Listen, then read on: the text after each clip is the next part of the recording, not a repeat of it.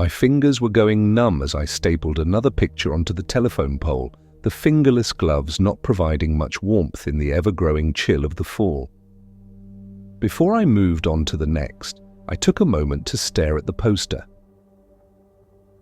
Missing Elizabeth.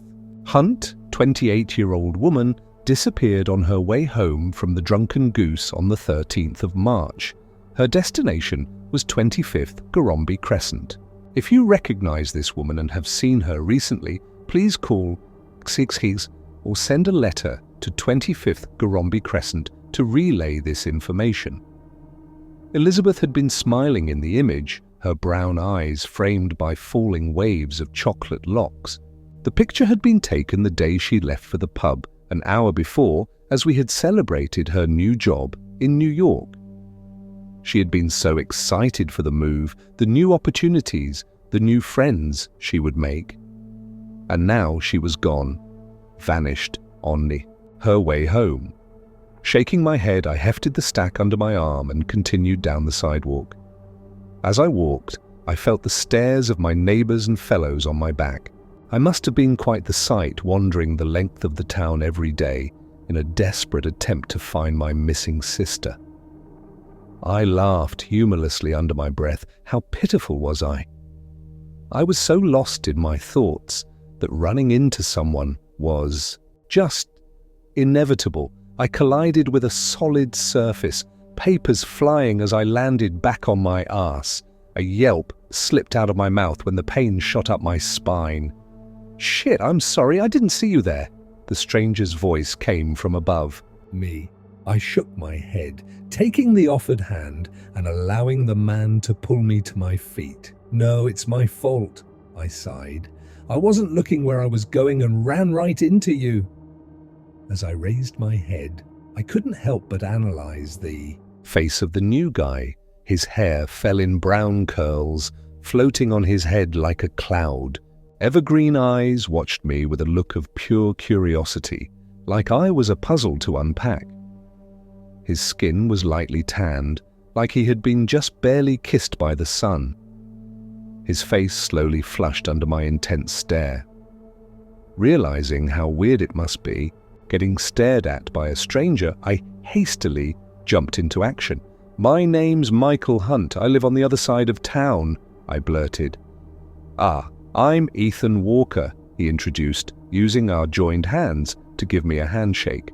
I blushed in embarrassment. Not only had I been staring at him like a creep, but I'd been gripping his hand while doing it. What a marvelous first impression. I just moved in a little way from here, and I was checking out the town. I gotta say, it's a nice place to live. Ethan's voice snapped me back to reality. I nodded, finally releasing his hand. "It's normally very safe." "Normally?" he asked, looking confused. "A few weeks ago, my elder sister went missing. I've been putting up posters to try and gain any information on her, since the police won't update me about the case," I explained. I bent down, trying to gather the posters that had flown all over the street. I haven't had much luck so far, but I can't exactly give up hope. Now Ethan sounded really confused. "Disappearances? In this colony? How would that even work?" "Colony? What are you, an English settler?" I chuckled, my gaze still focused on the posters scattered along the sidewalk. I heard a muttered cuss and a few words in a foreign language as I finished, gathering my items. Standing up, I saw that Ethan had gathered the rest of the posters and was holding them out to me. I thanked him, and as I was taking them back onto my stack, I had a thought. "Hey, why don't you come over to my place? For dinner tonight?" Ethan's eyes went wide. The poor guy stuttered through a denial, but I shut him down quickly.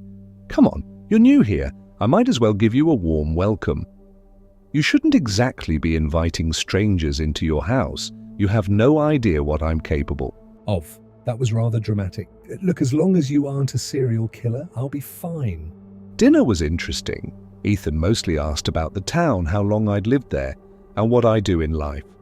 I answered honestly, and in turn he answered my questions. Where he lived, why he was in town, and if the move was permanent. According to him it was, and he was super excited to live here. He's heard good things about the town and its people and wanted to experience it himself. This is a pretty big house to live in by yourself. Ethan hummed, pausing our conversation to gaze upon the old furniture and sighs. It was 2 stories after all. You really don't have anyone you can share it with?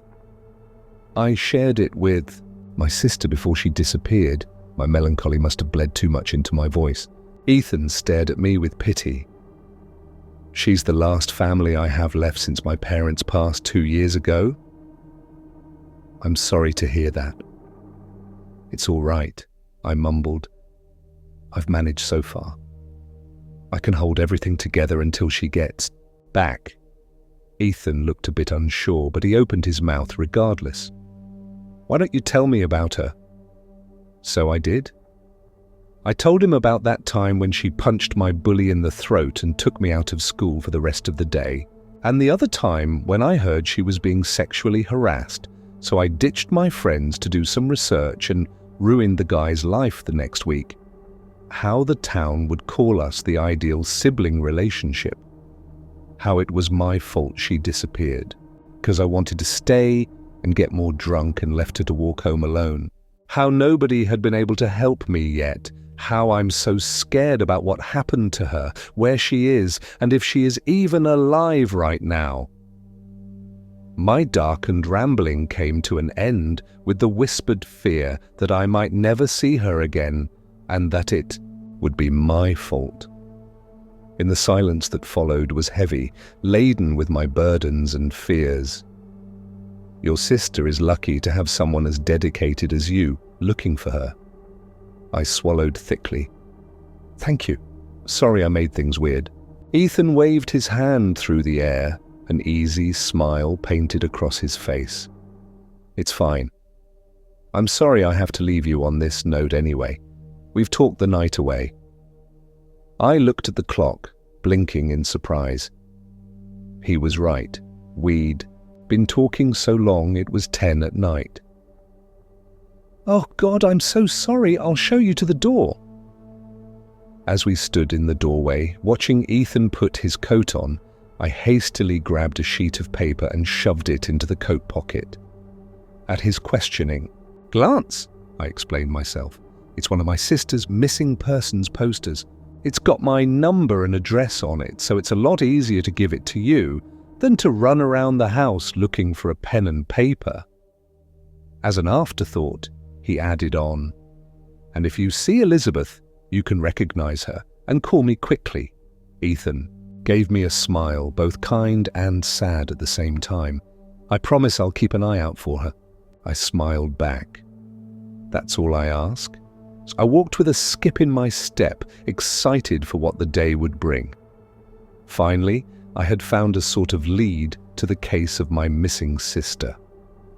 Going to the library had unearthed old newspaper, articles about disappearances in our town.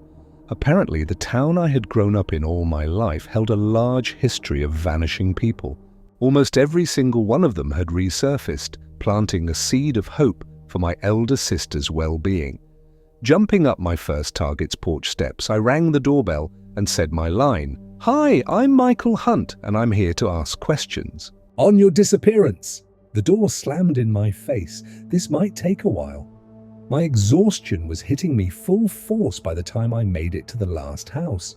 For the past 3 days, I had gone house to house asking around about the history of disappearances. Every time, I had been turned away. It was incredibly frustrating watching this lead vanish before my eyes like smoke. I knocked on the old wooden door, wishing for the rejection to go over swiftly. "Hi, I'm Michael Hunt. I'm here asking about your disappearance 30 years ago. May I come in?" I expected a yell telling me to get lost, maybe even to be warned against asking people about that kind of stuff. The door opened and I was ushered inside by an elderly woman. I yelped, stumbling and tripping over old carpets and tables as I was dragged around by the lady. In a whirlwind of events, I was deposited on a musty old couch with the grandma sitting opposite me on an armchair. Her blue eyes were piercing. "I thought you'd be here soon enough, dear," she hummed, pouring me a cup of tea. "Ask me your questions and I will answer them as much as I can." I sat in silence, mind a tempest as I tried to sort my thoughts out. I had spent 3 days chasing this lead, and now, at the end, I was finally getting my answers. The first question tumbled out before I could stop it. "How did you survive?" I asked her, wincing at the wording. "I didn't," at my confusion, she elaborated. "What happened to me also likely happened to your sister, except she met a more or less sinister fate. I still think about it to this day, comparing to see which one is worse. You know I'm here about my sister. I know you won't find her." She took a drink from her cup, her frown deepening. "I've watched you grow up since you were just a boy, you and her both. The two of you were always the highlight of our town, the unique part.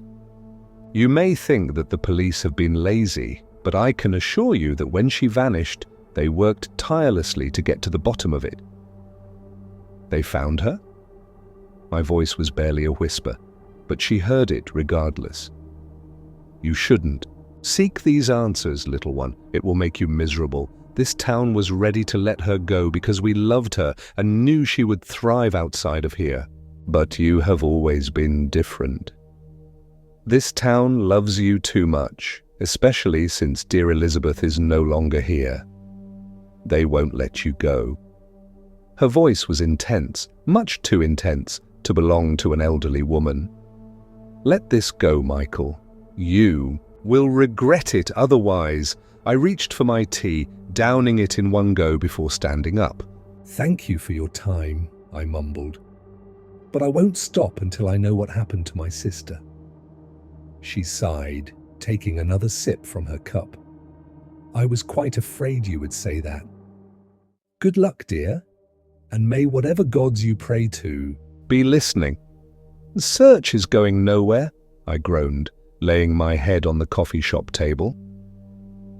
Ethan watched my misery with sympathy, hands too preoccupied with food for proper comfort. The clatter and chatter of the shop drowned our conversation to meaningless noise. I just wished that I could get some sort of clue, some sort of closure as to what happened. "Well, where haven't you checked then?" Ethan prodded. "I don't know. All I know is that she's missing and I've checked the entire town. She isn't here. The only other place she could be is the woods on the west side of the town," I bemoaned, before perking up. I forgot the woods. That was how I found myself an hour later, Ethan by my side, trudging through the woods. Snow melted around us, spring touching the town after a long and lonely winter. The sludge made it hard to walk without slipping, but I couldn't have brought myself to wait. If this would give me a clue to my sister's disappearance, then I would chase it until the ends of the earth. "You won't actually search the entire forest, right, Michael?" Ethan puffed beside me. I looked over and laughed a little.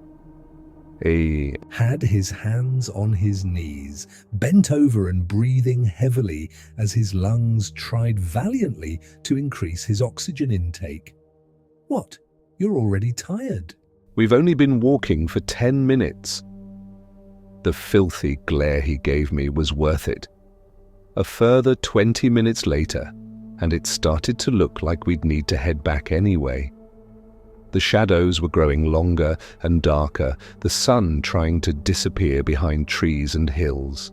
I sighed, prepared to announce quits to Ethan. We'd pick it up again tomorrow. Then I saw something buried under a half-melted snowdrift. "Ethan!" I called, attracting his attention from where he had been looking down a fallen tree. I trotted to the melted snow, grabbing colourful fabric and pulling it out.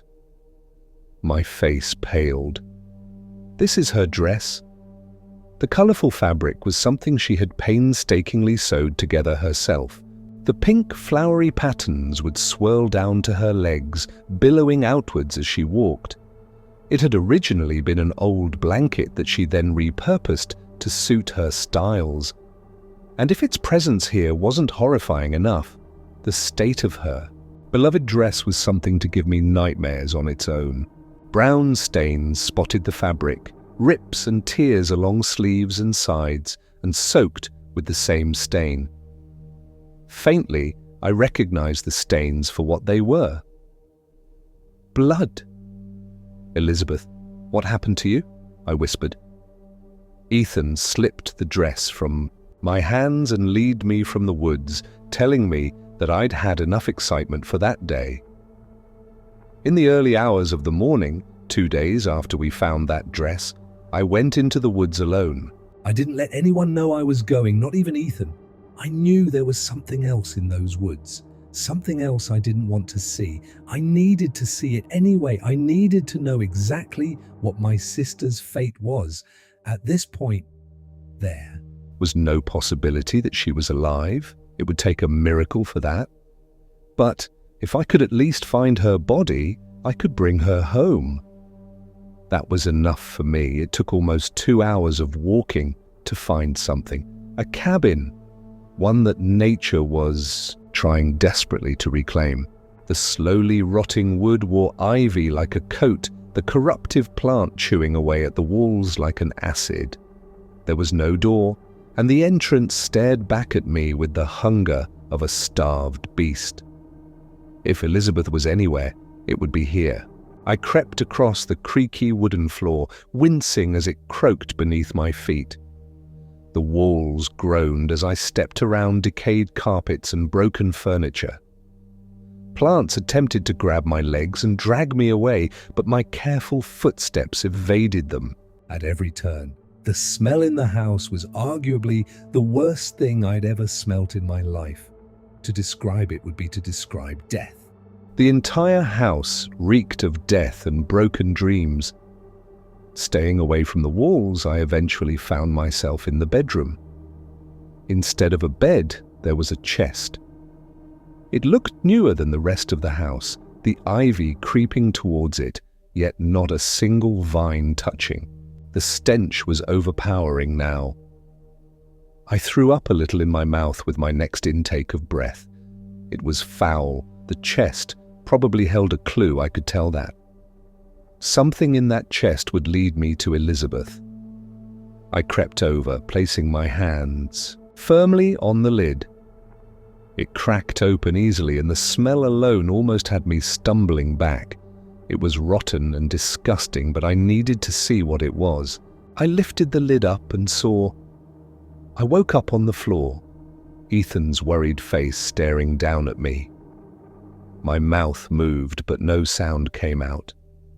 My throat obscenely sore. "You were screaming," Ethan explained softly. "I made it here by following the sound. You were standing over the chest and screaming. When I arrived, your voice gave out and you fainted." I looked around the room, eyes falling on the chest. It had been knocked over, facing away from me now. Pulling myself up, I walked towards it again. Something inside me screeched at me to stay away, but I had to see it for myself. The faded memories weren't enough. Ethan grabbed my wrist, attracting my attention again. "You shouldn't see it." His voice was barely a whisper. "If you don't remember it, then that's because you don't want to. What you'll see in that chest will change you. Don't do it, Michael." I shook him off and looked at the sight that made me black out before. At first, I wasn't quite sure what I was seeing. I could tell it was some sort of dead animal, though it had rotted quite a bit since it was killed. That's probably why it smelt so bad, though the fur looked kind of familiar. My stomach dropped. I staggered backwards into Ethan, trying not to hurl as I stared in horror. It was my sister. The thing in the chest was my sister. As I kept staring, the more horrible the scene became. It was my sister, but it's only her skin, Ethan mumbled into my ear. I turned to him and was met with the guiltiest expression I'd ever seen. He looked away quickly, but I knew exactly what he did. I pushed him away, jumping back and glaring hatefully at him. Hate turned to fear and horror when he blinked. People don't blink sideways. I'll explain everything, you have. A right to know after all. Ethan was blocking the exit. It's about this town. I stayed put. I didn't know what he was capable now. I didn't really know anything about him anymore, not even what he was. For all I knew, I was next. Ethan took a deep breath and then proceeded to shatter my world. An old story about creatures who would steal the skin of humans. Monsters snatching and devouring people to integrate into their society. With every word, my face grew paler. It was as though I was living a nightmare. Just as the horrors were ending, I remembered what the old lady had said about the town. How many? I whispered, my voice raw. Ethan didn't need me to elaborate. You are the last human left in the colony. His voice was thick with guilt, as if it would make this any better. It was supposed to be you and your sister, but I didn't know. I'm sorry. I pushed past him, shoving the monster into the wall as I ran. I couldn't deal with this anymore. I couldn't sit in the same room as my sister's killer anymore. I ran through the woods until my legs were sore and my lungs were about to burst. Collapsing against a tree, I tucked my knees to my chest and cried. Shouldn't have searched for Elizabeth. I walked down the road, kicking a pebble as I did so. The summer heat had me sweating bullets, my now severe anxiety making it much worse. The townsfolk looked at me with pity as I completed my daily lap of the town. I didn't have to work anymore once everyone knew I knew. I didn't pay mortgage or anything, and the grocers gave me food for free. Everything was free now, like some kind of messed up apology. My eyes met with evergreen orbs and I paused. Ethan stood, watching me from the other side of the street. My pebble rolled to a stop as we stared at each other. Everyone else stopped as well, watching us, always watching.